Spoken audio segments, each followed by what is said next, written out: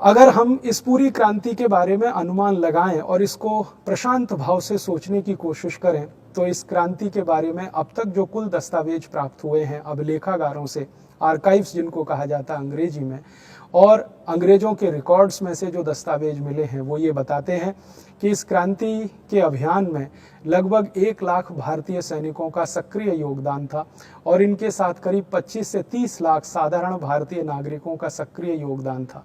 ये 25 से 30 लाख जो भारतीय नागरिक थे जिनका योगदान इस क्रांति में था, इन्हीं 25 से 30 लाख भारतीयों में से ये बंजारा जाति के लोग थे जो बहुत बड़े पैमाने पर तलवारें बनाकर क्रांतिकारियों को दिया करते थे। बाद में इन बंजारा जाति के नागरिकों ने बंदूक बनाना भी सीखा और इनको बंदूक के लिए लोहे की जो ज़रूरत होती थी वो लोहे को इन्होंने गलाना भी सीखा और इन बंदूकों को तैयार करके इन्होंने क्रांतिकारियों को देना शुरू किया। हम एक अनुमान लगाएं और दस्तावेजों से भी ये बात समझ में आती है और हम भी ये अनुमान लगाएं कि इस क्रांति का कितना बड़ा इलाका था। पूरा का पूरा उत्तर भारत, और आज का उत्तर भारत में पूरा का पूरा पाकिस्तान शामिल था जो 1947 में बंटवारे में भारत से अलग हुआ है। आज के भारत की बात नहीं हो रही है, 1857 के भारत की बात हो रही है। इस 1857 के भारत में पूरा का पूरा पाकिस्तान शामिल था, पूरा का पूरा बांग्लादेश शामिल था और पूरा का पूरा भारत इसमें शामिल था। अफगानिस्तान का कुछ बड़ा इलाका भारत में ही उस समय माना जाता था क्योंकि अंग्रेजों ने अफगानिस्तान का एक बहुत बड़ा इलाका जीत लिया था।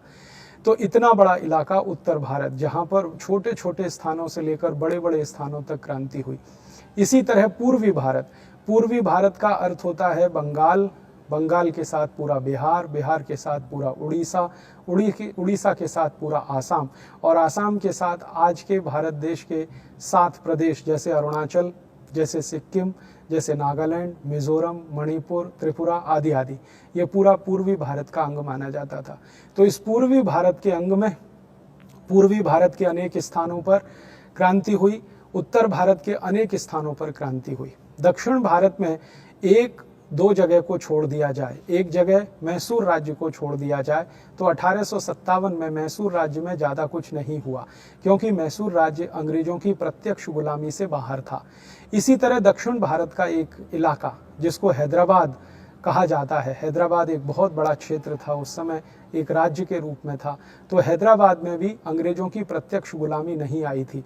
हैदराबाद का नवाब स्वयं अपना शासन चलाता था जिस पर ईस्ट इंडिया कंपनी का कोई कंट्रोल नहीं था। और इसी तरह मैसूर राज्य के जितने भी रियासतें थीं वहाँ भी अंग्रेजों की प्रत्यक्ष गुलामी नहीं थी। इसलिए मैसूर और हैदराबाद में कोई क्रांति की सुगबुगाहट ज़्यादा नहीं हुई।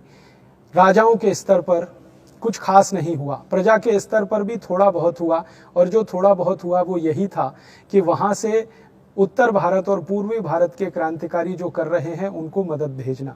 जैसे हैदराबाद में बहुत सारे नागरिक ऐसे थे जो क्रांतिकारियों को आर्थिक मदद भेजा करते थे। इसी तरह से मैसूर राज्य में, रियासत में ऐसे बहुत सारे नागरिक थे जो उत्तर भारत और पूर्वी भारत के क्रांतिकारियों को जब जैसे संभव हो मदद भेजा करते थे।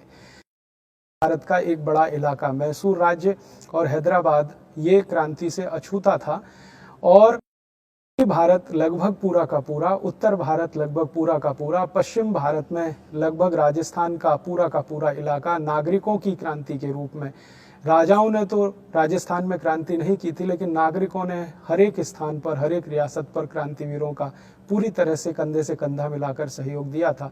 तो पश्चिम भारत में इसी तरह से गुजरात नाम का एक राज्य था, इसी तरह से महाराष्ट्र था। महाराष्ट्र में तो प्रत्यक्ष रूप से क्रांति हुई थी अनेक स्थानों पर। गुजरात में कुछ स्थानों पर जैसे काठियावाड़ में क्रांति हुई थी। काठियावाड़ जिसको आज सौराष्ट्र कहा जाता है, वहाँ पर राजकोट में, जामनगर में, जूनागढ़ में, पोरबंदर में, अमरेली में, इस इलाके में अंग्रेज जहाँ जहाँ मिले लोगों ने उनको मौत के घाट उतार दिया और ईस्ट इंडिया कंपनी को वहाँ से अपना सब कुछ बोरिया बिस्तर बांध कर भाग जाना पड़ा।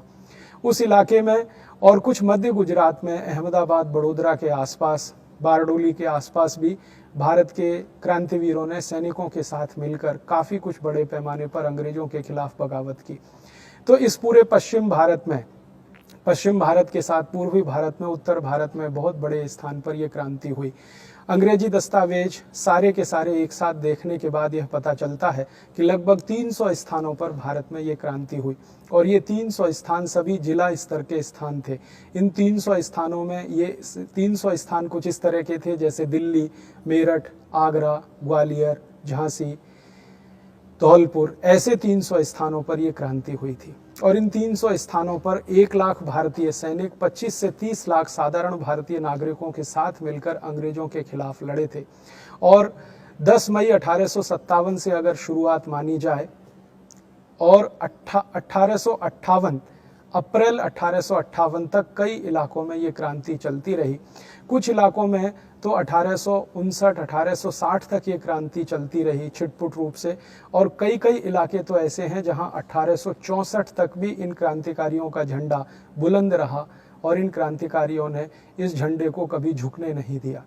इस पूरी क्रांति के बारे में 2-3 बातें बहुत महत्वपूर्ण हैं जो समझनी चाहिए। पहली बात ये कि साधारण नागरिकों के द्वारा यह क्रांति में बहुत बड़े पैमाने पर सहयोग किया गया और सीधे सीधे भाग लिया गया। भारतीय सैनिकों ने जो अंग्रेजी ईस्ट इंडिया कंपनी में काम करते थे बगावत की शुरुआत जरूर की, लेकिन क्रांति को अंजाम तक पहुंचाने में, उसको निश्चित बिंदु तक पहुंचाने में साधारण नागरिकों का बहुत बड़ा योगदान था। इसलिए इस क्रांति को जन संग्राम कहा जाए तो कोई अतिशयोक्ति नहीं होगी। इस जन संग्राम के बारे में जरा हम सोचें कि कितने स्तर पर लोगों का सहयोग रहा होगा। जैसे 1 लाख भारतीय क्रांतिकारी जो सैनिक रूप में लड़ रहे थे और उनके साथ कई लाख भारतीय क्रांतिकारी जो असैनिक रूप में लड़ रहे थे, इनके लिए गोला बारूद उपलब्ध कराना और गोले बारूद के लिए ईंधन माने कच्ची सामग्री जुटाना, केमिकल्स जुटाना, रसायन जुटाना, फिर उनको गोले के रूप में परिवर्तित करना, तो कितने बड़े पैमाने पर लोग इसमें लगे होंगे जगह जगह पर। इसी तरह से हम दूसरे स्तर पर सोचें, मैंने थोड़ी देर पहले आपको राजपूताना के, राजस्थान के बंजारा जाति का वर्णन किया। कितने बड़े पैमाने पर अनेक स्थानों पर लोग रहे होंगे जिन्होंने लोहे से तलवारें बनाकर, लोहे से भाले बनाकर, लोहे से खुखरी बनाकर, लोहे से चाकू बनाकर, छुरी बनाकर इन क्रांतिकारियों को भेंट किए होंगे। और कितने बड़े पैमाने पर लोहे को गलाने के लिए भट्टियां लगाई गई होंगी और कितनी भट्टियों में एक साथ ये लोहा गलाया गया होगा। गोला बारूद बनाने में भी कई बार लोहे का उपयोग होता है रसायनों के साथ साथ, और तलवारें, तीर बनाने में तो लोहे का भरपूर इस्तेमाल होता है। तो लोहा बनाने वाले कितने कारीगरों की फौज रही होगी, कितने अगरिया जो लोहा गलाने के काम में सिद्धहस्त हैं, इन्होंने इस क्रांति में भाग लिया होगा। यह सब इतिहास अभी खोजना बाकी है, क्योंकि इस दृष्टि से अभी तक भारत का इतिहास ना लिखा गया है ना ही खोजा गया है। साधारण नागरिकों ने जब भी कोई बड़े काम किए हैं तो वो बड़े काम अंतिम सफलता के परिणाम तक पहुंचे हैं। इन साधारण नागरिकों की दृष्टि से और इन साधारण नागरिकों के सहयोग से जो क्रांति में सफलता मिली है, उस दृष्टि से अभी इतिहास के दस्तावेज खोजना बाकी है। इन दस्तावेजों को मिलने के बाद अगर सारे देश के सामने लाया जाए तो संपूर्ण चित्र हमारी आंखों के सामने आ सकेगा। हम इस बात की कल्पना करें कि अगर एक छोटी सी भी तलवार बनानी पड़ती है तो 2 से 2.5 किलो लोहा उसमें गलाना पड़ता है, और इस तलवार को गलाने के लिए जो लोहा गलाना पड़ता है, उस लोहे को बनाने के लिए कच्चा लोहा उससे भी ज़्यादा अधिक मात्रा में गलाना पड़ता है, और कच्चे लोहे को गलाने के लिए फिर ईंधन की ज़रूरत पड़ती है, लकड़ियों की ज़रूरत पड़ती है, और लकड़ियाँ उच्च स्तर की होनी चाहिए जो 800 से 900 डिग्री तापमान को पैदा कर सकें। तो इन लकड़ियों को विशेष रूप से ढूंढ के लाना पड़ता है। जंगलों में कुछ स्थानों पर ये लकड़ियाँ उपलब्ध होती हैं, हर जगह इस तरह की लकड़ी नहीं मिलती जो जलने पर 800 से 900 डिग्री तापमान दे सके। कई बार इन लकड़ियों को पहले अर्ध जलाने की स्थिति में रखा जाता है। अर्ध जली हुई स्थिति में ये कोयले के रूप में बदल जाती हैं और फिर कोयले को जलाकर तापमान पैदा किया जाता है। तो जरा हम कल्पना करें कि 25 से 30 लाख भारतीय असैनिक और 1 लाख भारतीय सैनिक क्रांति में भाग ले रहे हैं। सबके हाथ में अगर एक एक भी तलवार हो, सबकी कमर में अगर एक एक भी तलवार हो, तो 25 से 30 लाख तलवार बनाने के लिए कितने टन लोहा गलाया गया होगा, और इतने टन लोहे को गलाने वाले कितने हजार कारीगर अनेक स्थानों पर रात दिन काम करते हुए होंगे।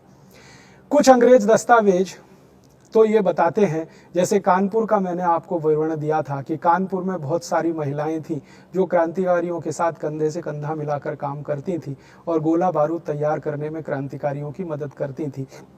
शायद ऐसा ही हुआ हो कि संपूर्ण भारत देश में पुरुष जाति से पुरुष क्रांतिकारियों के साथ कंधे से कंधा मिलाकर अंग्रेजों के आमने सामने लड़ रहे हों और उनके घर की महिलाएं उनके लिए इस तरह के काम में मदद कर रही हों, जैसे तलवार बनाने में, जैसे गोला बारूद तैयार करने में, जैसे गोलियों को बंदूक में भरने में, या अनेक अनेक तरीकों से।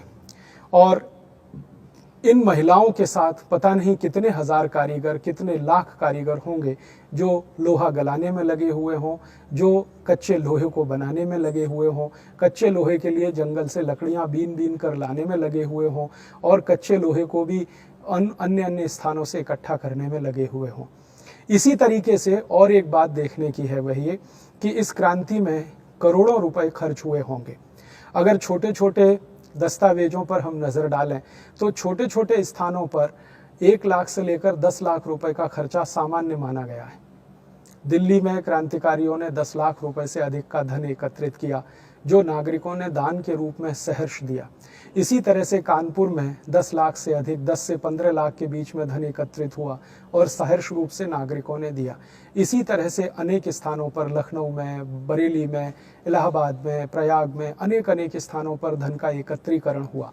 धन का एकत्रीकरण अगर हम माने तो करोड़ों रुपए में ये बैठता है। अगर 1857 का ध्यान रखें और 1857 के समय की अर्थव्यवस्था का ध्यान रखें और आज भारत की अर्थव्यवस्था का ध्यान रखें, तो रुपए की क्रय शक्ति में जो परिवर्तन आया है उसको अगर इसमें जोड़ लिया जाए तो ये रकम बहुत बड़ी रकम बैठती है।